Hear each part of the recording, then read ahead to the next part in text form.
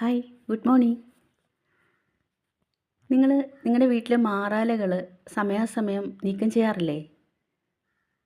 അപ്പോൾ നിങ്ങൾ വിചാരിക്കണം, നിങ്ങളുടെ മനസ്സും ഒരു വീടാണ്. ആ വീട്ടിൽ അനാവശ്യമായി ഉണ്ടാകുന്ന മാറാലകളാണ് നിങ്ങളുടെ വേണ്ടാത്ത ചിന്തകൾ. വേണ്ടാത്ത ചിന്തകളെന്ന് പറയുമ്പോൾ പാസ്റ്റ് ലൈഫിലെ ട്രോമാസ്, നിങ്ങൾ അനുഭവിച്ച സ്ട്രഗിൾസ്, നിങ്ങൾ ജീവിതത്തിൽ അനുഭവിച്ച ഓരോ എന്താ പറയുക, വിഷമഘട്ടങ്ങളും നിങ്ങളുടെ മനസ്സിൽ ഇങ്ങനെ ചിന്തകളായിട്ട് വന്നുകൊണ്ടേയിരിക്കും.